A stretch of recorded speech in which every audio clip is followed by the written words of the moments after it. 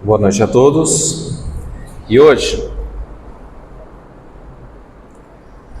nós vamos trabalhar com o livro Fonte Viva.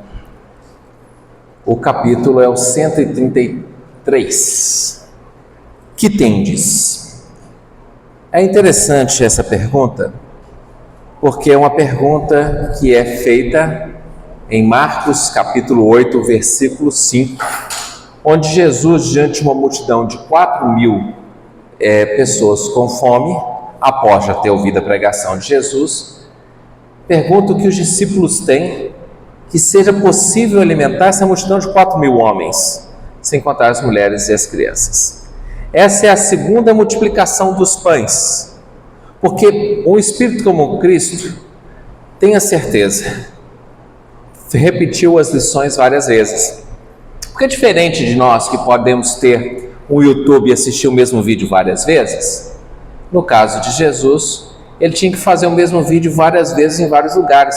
Chegava num lugar, fazia outro, dava às vezes as pregações. Por isso que às vezes a gente observa no Evangelho Sinótico, que são os evangelhos que são mais parecidos, a gente observa, em Marcos, em Mateus e em Lucas, às vezes uma divergênciazinha de uma coisa para outra. Na verdade, todos os críticos entendem que houve duas multiplicações dos pães, porque em próprio Mateus tem o relato das duas. Mas se só houvesse um relato de uma multiplicação de pães com 5.000 homens, e uma segunda em um outro texto com 4.000 homens, a gente acharia que era a mesma multiplicação. Então é interessante quando Mateus traz duas multiplicações dos pães, para a gente poder entender como funciona, que o milagre aconteceu mais de umas vezes. Na primeira multiplicação dos pães, quando ele perguntou o que tendes, qual foi a resposta dos espíritos? Quer dizer, dos discípulos. Quantos pães? O que os discípulos tinham? O que eles tinham para multiplicar? Alguém lembra? Tinham 5 pães, 2 peixes. Em João, essa multiplicação dos pães é muito interessante, porque a multiplicação dos pães em João acontece que um jovem lhe traz 5 pães e 2 peixes. Nessa multiplicação, Jesus pergunta aos discípulos, os discípulos respondem: temos 7 pães. 7 pães é a resposta que os discípulos dão. E 7 é um número bastante interessante que aparece várias vezes na Bíblia. Vamos lembrar alguma passagem que o número 7 aparece no Novo ou no Antigo Testamento? Alguém lembra de algum? 7. Alguma passagem tem 7, além dessa que eu falei.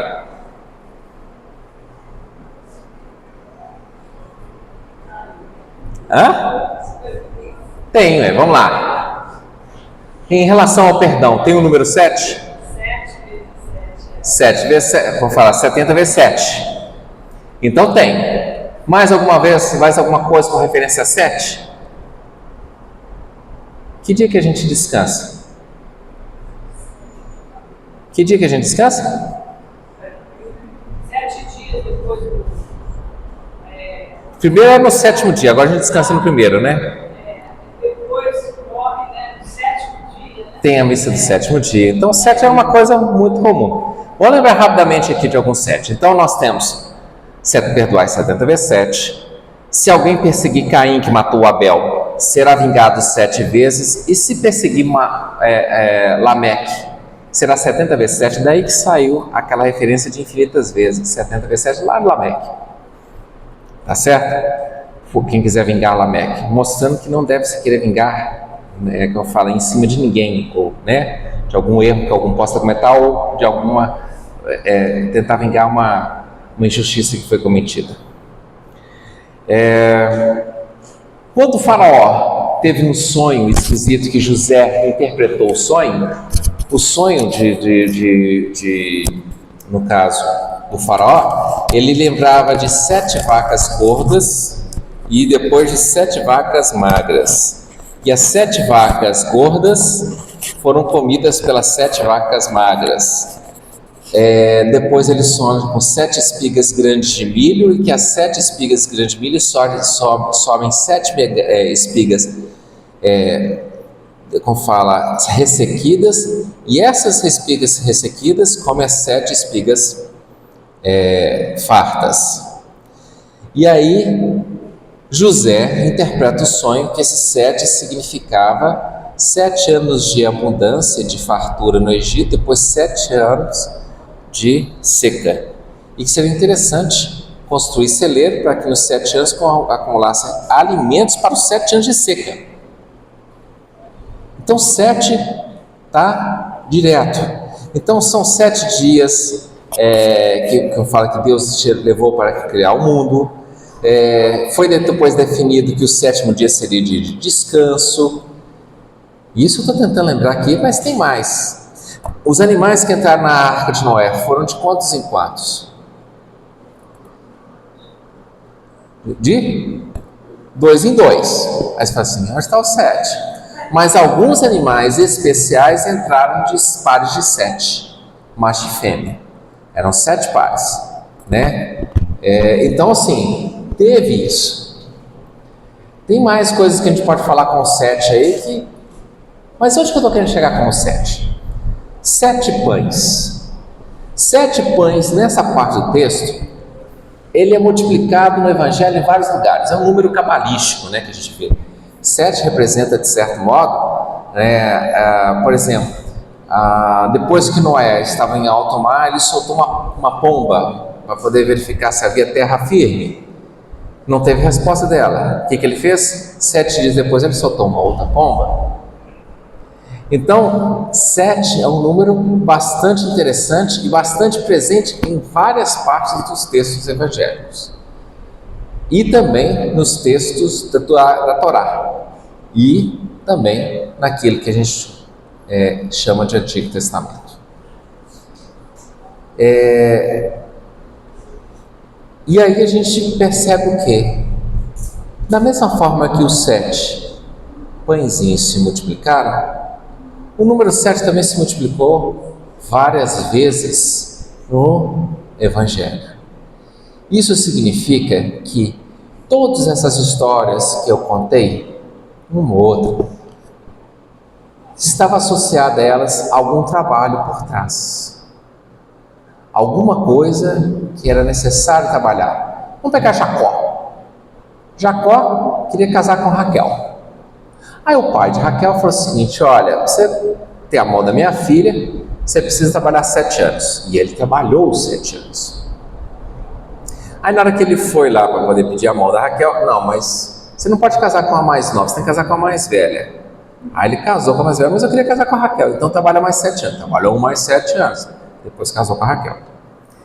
Então a gente percebe, olha que coisa interessante, está associado em muitas partes da Bíblia ao trabalho, a trabalhar.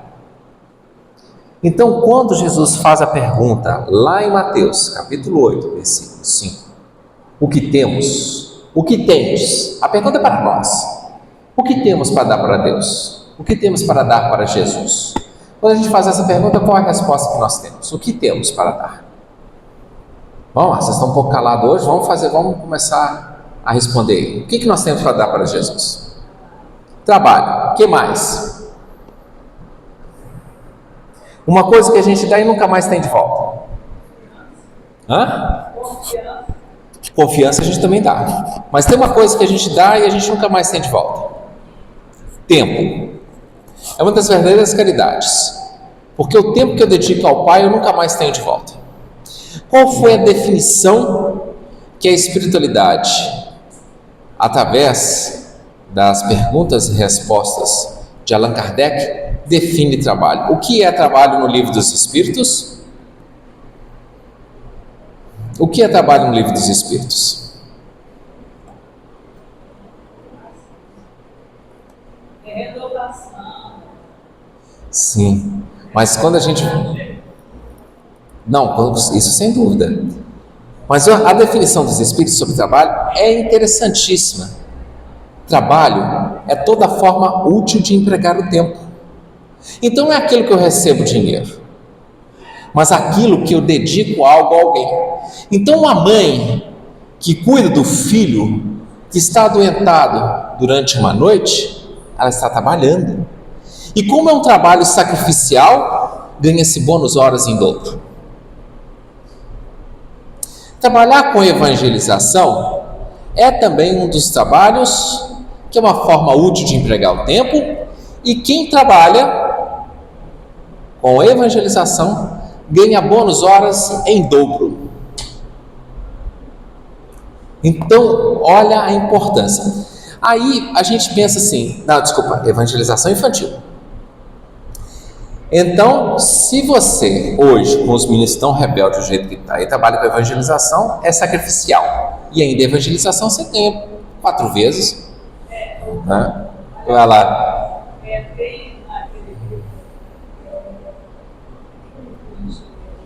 Espírito de Verdade? Toda atividade que requer esforço. Exatamente. Toda atividade que requer esforço. E aí nós pensamos o seguinte: vocês já repararam em alguma cachoeira alguma vez na vida de vocês? Aquela cachoeira linda, a escoar aquela água bela, uma das coisas mais bonitas aí que nós temos da natureza, arco-íris, cachoeira, né, mar, né? São coisas bonitas que nós temos na natureza, e sempre que a gente vê, a gente acha, ela chama a nossa atenção e nos suscita a parar. Certo? Mas repararam que a cachoeira, para começar, teve que cair a primeira gota? Quando Cristo, para multiplicar o pão para as multidões, nos chama a perguntar o que temos, a resposta dos discípulos foi 7 pães.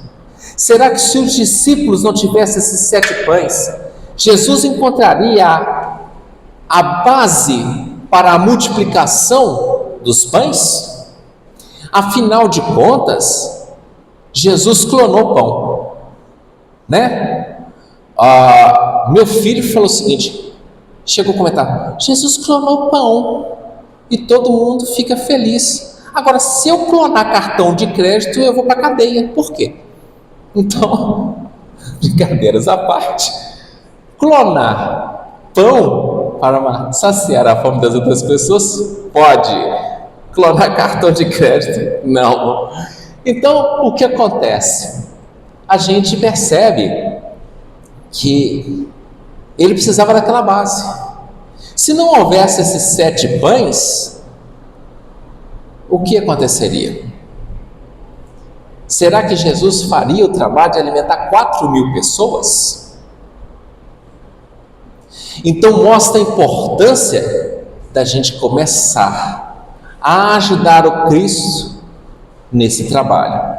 O 7 faz referência a todos os outros 7 que nós encontramos, que para trabalhar nós temos que perdoar 70 vezes 7. Porque quando perdoamos, o trabalho não perde no melindre, ele continua o caminho firme, porque nós estamos trabalhando para o Cristo, não para nós. E como nós às vezes temos facilidade de nos entregarmos ao melindre e dizer o seguinte: não fizeram do jeito que eu quero, vou embora, nunca mais voltar à casa espírita. E mais, decepcionado com o bem porque eu ainda não fiz o bem. Então, fazer realmente o trabalho da nossa parte é importante para multiplicarmos isso. Eu quero ajudar na evangelização, como eu falei aqui agora.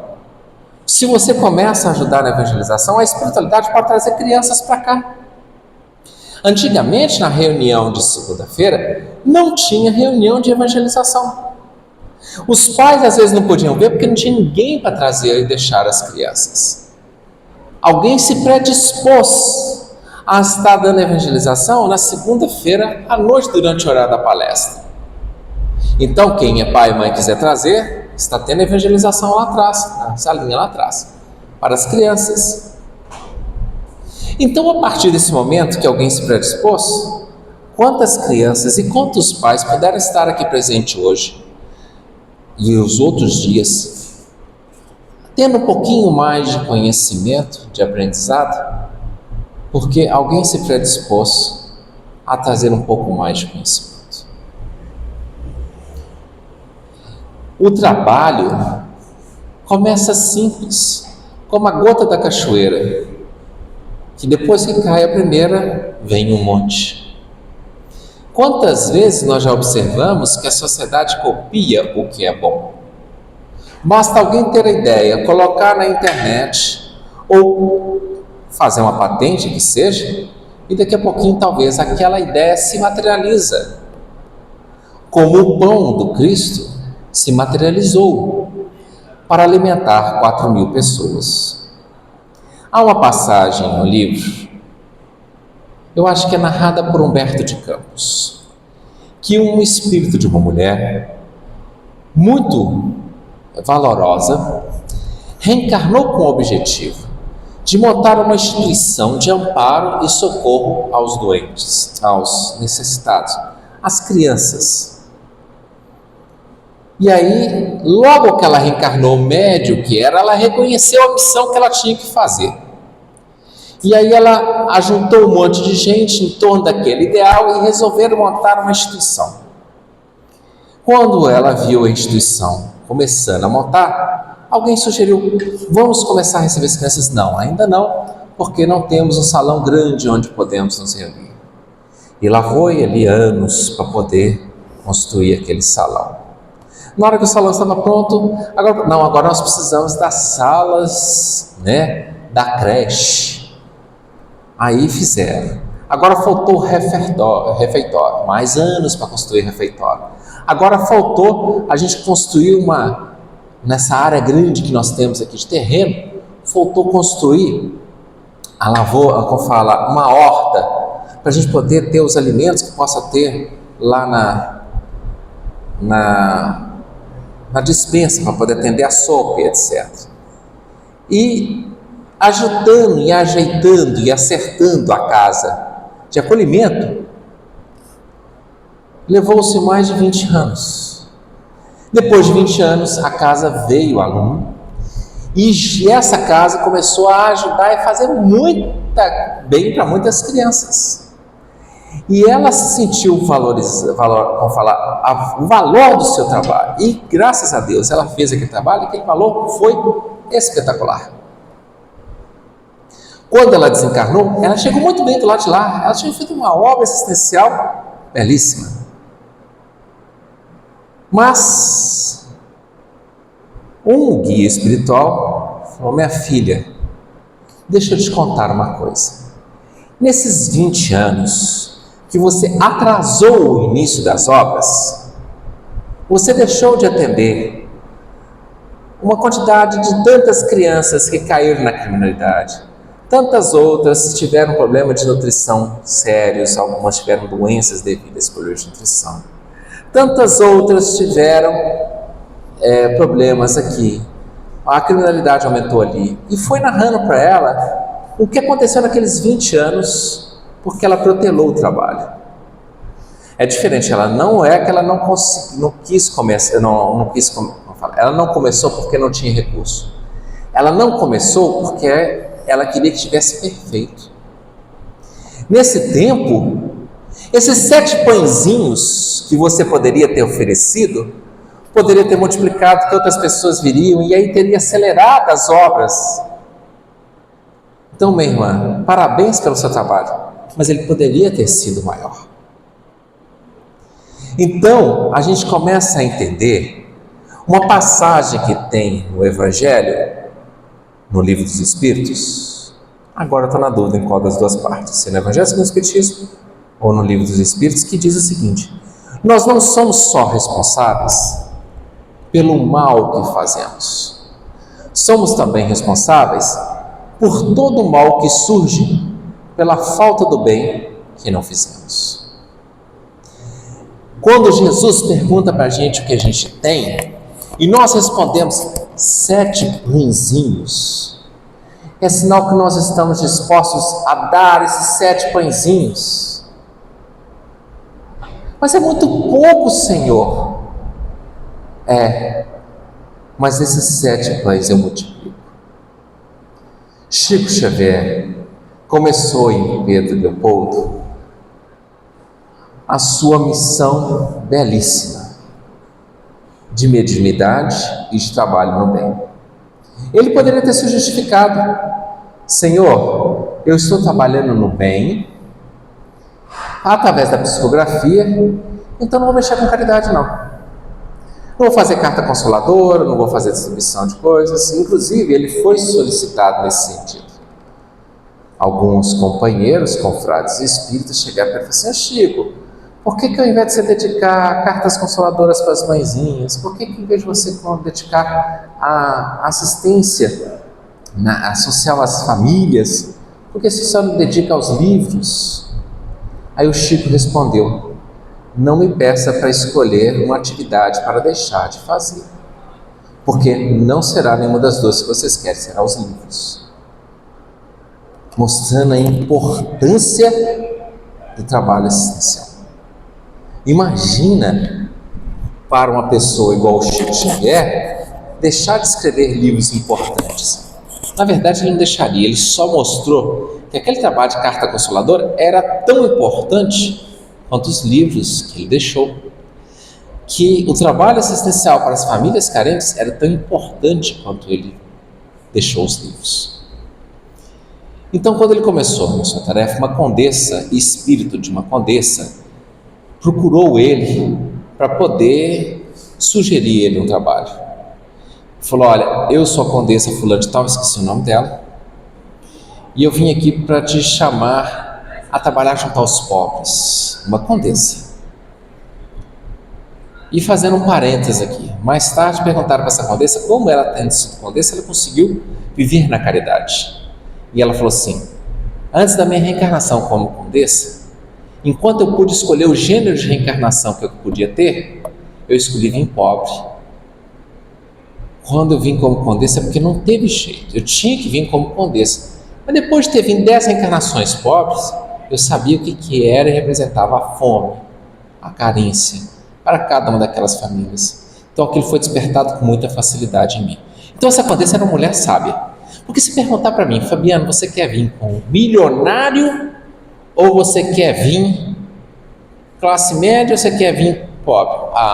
Eu quero vir milionário, né? Por quê? Porque a gente quer a recompensa imediata.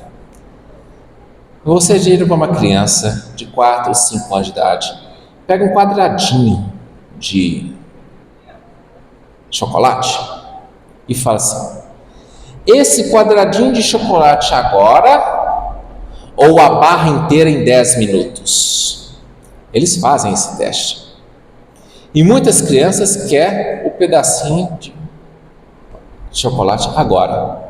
Algumas conseguem esperar 10 minutos. E deixam na frente dela. Deixa o pedacinho na frente dela, ela fica olhando 10 minutos ali para depois de 10 minutos pegar. E aí toma aqui a barra, você tem a barra.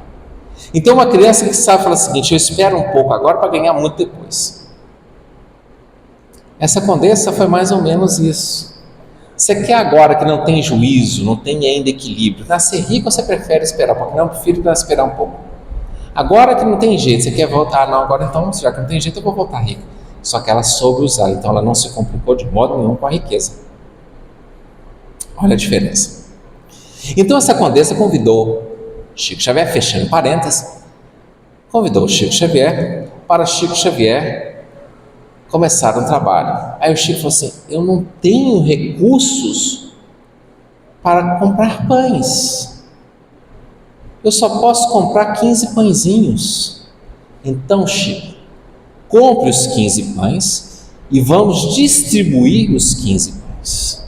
E ela foi com ele à comunidade carente, o bairro carente da cidade de Pedro Leopoldo, e lá distribuiu 15 pães.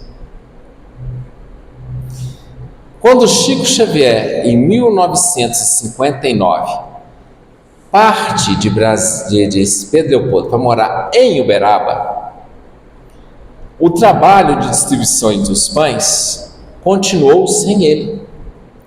Só que se distribuía 1.800 pães por semana. 1.800 pães por semana. Quantos pães tem, Chico? 15. Vamos distribuir os 15. Quantos pães estamos distribuindo agora, Chico? 1.800. Então, essa é a questão que nós podemos ver no Evangelho, que devemos tentar aplicar em nossas vidas. Qual pouquinho eu posso fazer hoje? Eu posso ligar para aquela minha amiga que está adoentada, mas só posso falar com ela 7 minutos. Fale com ela 7 minutos.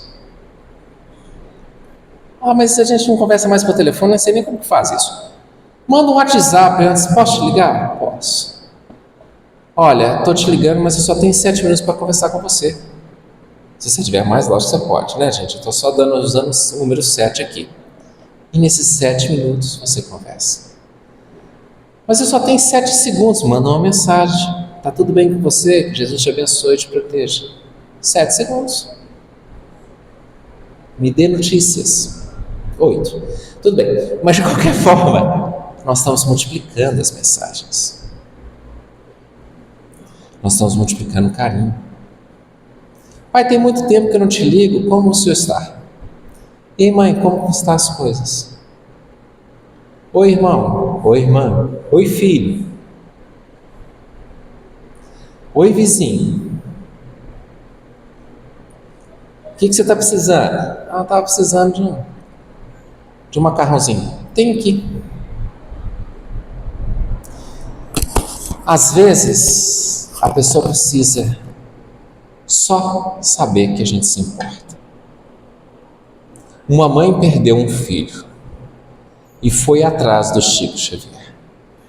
Chegou lá, ela começou a chorar compulsivamente. E o Chico começou a chorar junto com ela.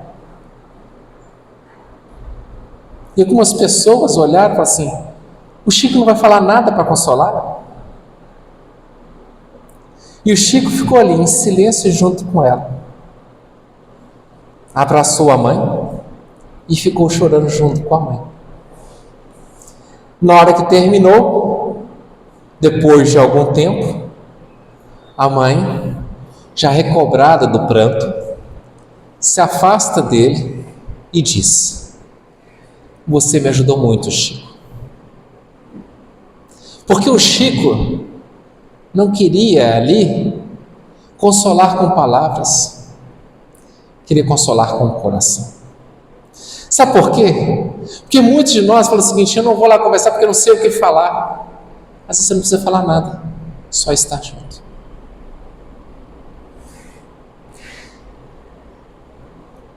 São esses 7 pãezinhos que Jesus nos pede para dar. Seja na ajuda material, seja na ajuda espiritual, seja na possibilidade de servir constantemente, mas um pouquinho a cada dia. Antes de dormir, eu poderia fazer uma leitura de algo edificante. Quanto tempo eu tenho? 7 minutos. Vamos fazer um culto do Evangelho Lar nesses 7 minutos? Vamos! Mas é muito rápido, não está com o horário certo. Já repararam quantas vezes a gente deixa de fazer culto do Evangelho Lar porque a gente não perdeu o horário? Eu vou fazer quarta-feira, 9 horas da noite. Na hora que eu sair do centro, chegar em casa, relaxar, 9 horas eu começo o culto do Evangelho Lar. Gente, são 9h15, perdi o horário do culto, então não vou fazer. Gente, o horário do culto é para que espíritos superiores possam agendar aquele horário para ele estar. Meu guia espiritual fala assim: olha, o culto do Evangelho do lado, Fabiana, é tal dia, deixa eu estar lá com ele, nesse horário. Por isso que é bom ter um horário certo. Mas eu não consigo ter o horário certo. Então, faça qualquer horário. Gente, o ônibus vai sair da rodoviária daqui 1 hora Vamos fazer um culto aqui, vamos para fazer uma boa viagem. Eu tenho 15 minutinhos aqui antes de pegar e ir para a rodoviária.